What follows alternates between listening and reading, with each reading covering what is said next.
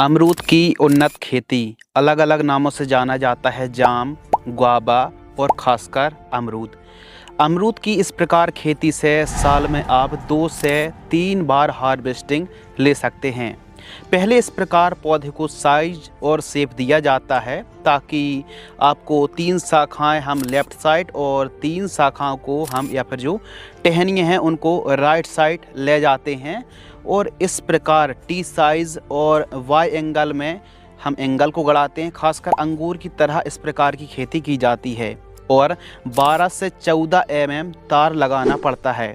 हमने इस प्रकार खेती करके एक पौधे से एक साल में 30 से 40 किलोग्राम फल की हार्वेस्टिंग तक ली है कम से कम। प्रति वर्ष proper canopy management, water management के साथ साथ न्यूट्रिशन मैनेजमेंट भी बहुत ज़्यादा ज़रूरी होता है। साधारण जाम यानी नॉर्मल अमरूद के बाग की तुलना पर अधिक लाभ मिलता है और यह वैज्ञानिक तरीके से खेती है। और साधारण की तुलना पर भी जो उत्पादन है, प्रोडक्शन है, वो लगभग 2 गुना ज़्यादा उत्पादन देखने के लिए मिलता है। इस प्रकार क्रॉप कवर लगाना पड़ेगा जो 1 एकड़ में 5 से लेकर 7,000 रुपये के आसपास का खर्चा आएगा। एंगल का खर्चा लगभग 3 लाख रुपये। प्लांटेशन और बेसल डोज का जो खर्च है वो 30,000 रुपये के आसपास। लेबर चार्ज और खेत की तैयारी 10,000 रुपये। स्प्रे का खर्च 10,000 रुपये और ड्रिप का खर्च लगभग 40,000 रुपये। टोटल जो खर्च है वो 4 लाख रुपए के आसपास हमको लगने वाला है। लोहे के टी साइज़ के एंगल और ड्रिप का खर्च 3 लाख रुपए के आसपास का खर्च है। यह वन टाइम का खर्च है और बड़ा खर्च है। जैसे हम ड्रैगन फ्रूट्स की खेती करते हैं तो स्ट्रक्चर का जो खर्च है वो लगता है, तो इसी प्रकार आपको हर साल ड्रिप और एंगल का खर्च नहीं लगेगा। जो एंगल हैं टी और वाई साइज़ के एंगल हैं वो लोहे के आपको लाना पड़ेंगे। लेकिन इस प्रकार यदि आप फार्मिंग करते हैं गुआवा की तो आपको एक पौधे से 50 किलोग्राम एक साल पर आप उत्पादन निकाल सकते हैं। 450 पौधे भी आपने लगाए हैं 1 एकड़ में तो आपको लगभग एक साल में 225 क्विंटल 1 एकड़ से पैदावार आप निकाल सकते हैं। 18 रुपये केजी का रेट बड़े आराम से मिल जाता है, तो हम 1800 में 225 का इंटू कर देंगे तो 4,05,000 रुपये के आसपास हमारा मुनाफा। अब इसमें यदि हम लागत को घटा देंगे, लागत जो हमारी 4 लाख रुपए के आसपास लग रही है, तो 2 साल तक, 2 ढाई साल 3 साल तक तो हमको ज़्यादा प्रॉफिट नहीं होगा। इस बीच में आप अलग अलग हरी सब्जियों को उगा सकते हैं, जैसे इंटर क्रॉपिंग में धनिया, मूली, गाजर, प्याज, लहसुन, आलू, बरबटी, मटर, चना, बीन्स, टमाटर, फूल गोभी, पत्ता गोभी, ब्रोकली, हल्दी, मेथी, मिर्च, शिमला, पालक और अदरक जैसी फसलों को ग्रो कर सकते हैं। क्योंकि जो स्पेस है, आगे बात करेंगे कितना अंतर रखना है, तो जो स्पेस है 3-4 साल तक आपको एक अलग अलग प्रकार की सब्जी उगाकर आपकी भूमि से अच्छी कमाई आप कर सकते हैं। यह प्लस पॉइंट है। तो इंटरक्रॉपिंग में इन सब्जियों को आप उगा सकते हैं। तो आगे चल के 3 साल बाद, 4 साल बाद से आपको हर साल सभी लागत को काट कर आपको प्रॉपर हर साल 3 लाख रुपए से लेकर 4 लाख रुपए आप रियल्टी पर अमरूद की खेती से कमाई कर सकते हैं। इस फसल पर सबसे ज़्यादा ज़रूरी है वैरायटी। तो जो किस्में हैं वो क्लाइमेट्स कंडीशन के हिसाब से काफ़ी डिपेंड रहती हैं। तो अमरूद की जो खेती है गुआवा फार्मिंग, अमरूद उष्ण एवं उपोष्ण जलवायु का यह पौधा है और हल्की फुल्की सूखे की दशा पर यदि सिंचाई के साधन थोड़ा सा मध्यम है, कम है, तो अभी आप भरपूर पैदावार निकाल सकते हैं।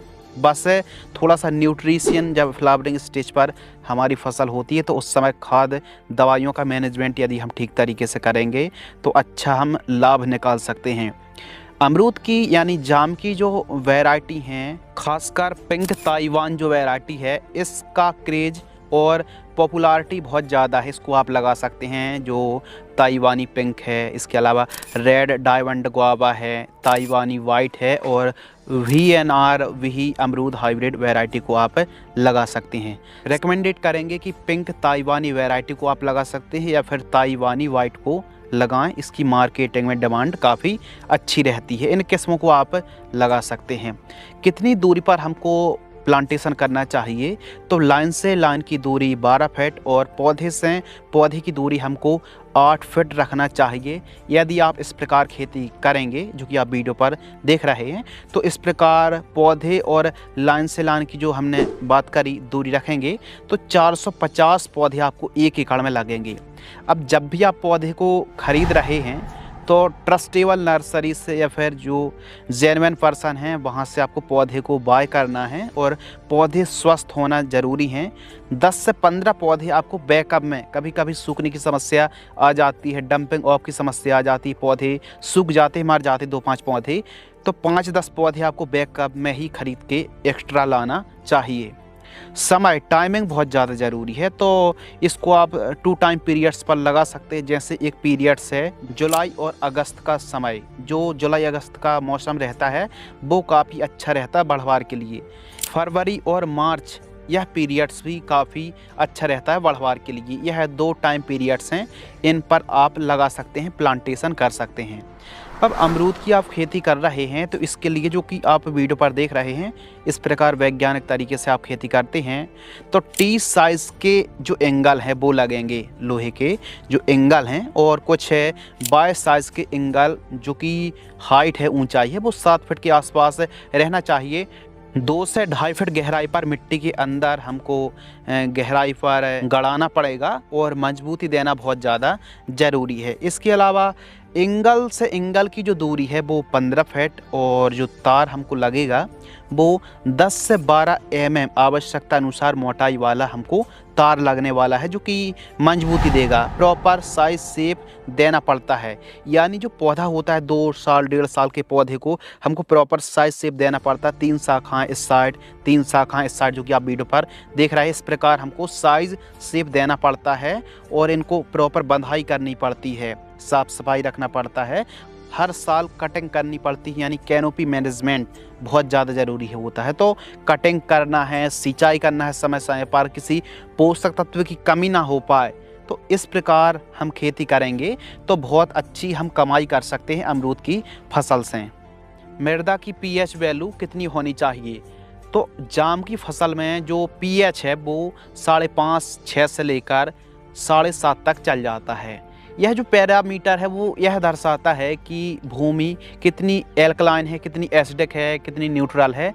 तो मृदा की जो पीएच वैल्यू है वो 6, 6.5 तक, 7 तक चल जाती है। यदि इससे ज़्यादा है तो फिर जब प्लांटेशन कर रहे हैं उस समय आपको जिप्सम सल्फ़र का प्रयोग करना पड़ेगा या फिर एसएसपी का प्रयोग ज़रूर करना पड़ेगा, ताकि जैसे पंजाब हरियाणा की जो भूमि है उनकी पीएच वैल्यू बहुत ज़्यादा हाई है, 8, 9, 10 तक है। तो पीएच जो वैल्यू वो थोड़ा सा सॉइल टेस्ट आप ज़रूर करा लीजिए यदि बड़े लेवल पर आप जाम की खेती कर रहे हैं।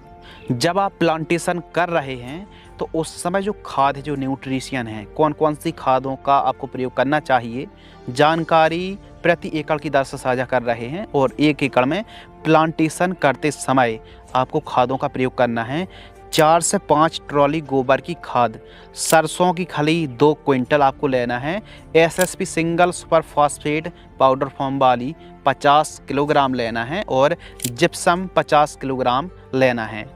इनको ठीक तरीके से मिक्स कर लेना है। यदि आपके खेत में दीमक की समस्या भी है तो कार्बोफ्यूरान, इमिडाक्लोप्रिड जीआर फार्म में आता 3 किलो, या फिर जो फिप्रोनिल है 3 किलोग्राम, कोई एक का इस्तेमाल करना, मिक्स कर लीजिए ठीक तरीके से। और 15 दिन पहले प्लांटेशन से 2x2 का गड्ढा खोद लीजिए, उसमें 15 दिन की तेज़ धूप लगाइए। फिर उसके बाद आधी मिट्टी को भर करके और कुछ खाद की मात्रा जो कि पूरा डोज है वो 1 एकड़ में प्रयोग करना है। इन सभी को ठीक तरीके से मिला करके भर करके एक एक पौधे की पौधरोपण आपको कर देना है।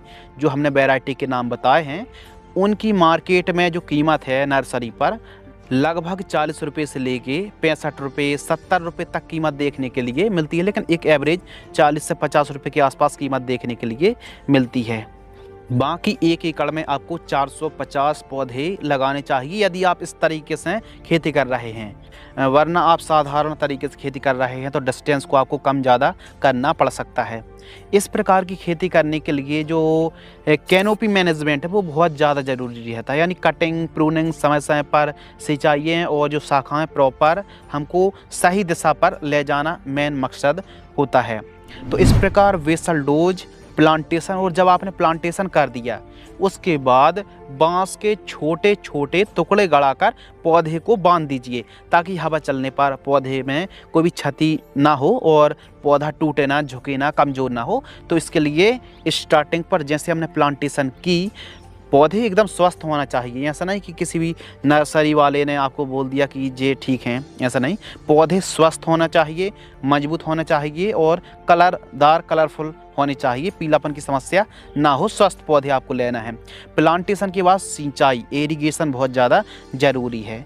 तो इसमें आप 20 mm बटन वाली जो ड्रिपर वाली ड्रिप होती है उसको आप लगा सकते हैं और स्टार्टिंग पर 2-3 दिन का अंतर रख के आपको सिंचाई करना चाहिए। लगभग 40-50 मिनट, 60 मिनट लगभग सिंचाई आपको करना चाहिए। तो भूमि के हिसाब से, जैसी भूमि है उस हिसाब से खेत की तैयारी करें और उस हिसाब से आपको सिंचाई करना चाहिए। देखिए, खरपतवार का ज़्यादा जमाव ना हो तो इंटरक्रॉपिंग में सब्जियों को आपको ज़रूर उगाना चाहिए।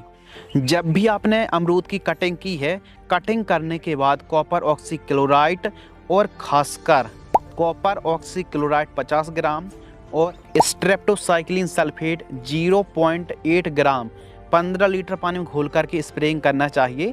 इससे जहां हमने कटिंग की है वहां से फंगस नहीं लगते हैं और कोई भी बीमारी नहीं लगती हैं। तो कटिंग के बाद इरिगेशन और उसके बाद सिंचाई के साथ साथ आपको एक स्प्रे ज़रूर लेना चाहिए, जो कॉपर ऑक्सीक्लोराइड फंगिसाइड और स्ट्रेप्टोसाइक्लिन सल्फेट का स्प्रेइंग करना चाहिए।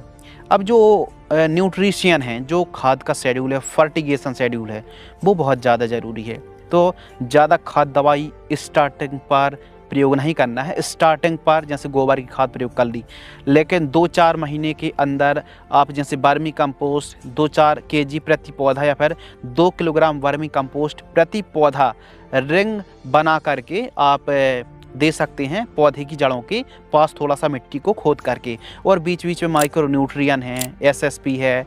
लेकिन मुर्गी की खाद बहुत अच्छा काम करती है और साथ ही जीवामृत का प्रयोग करें। और इसके अलावा सरसों की खली 4 चांद लगा देगी, तो इनका प्रयोग आपको ज़रूर करना चाहिए।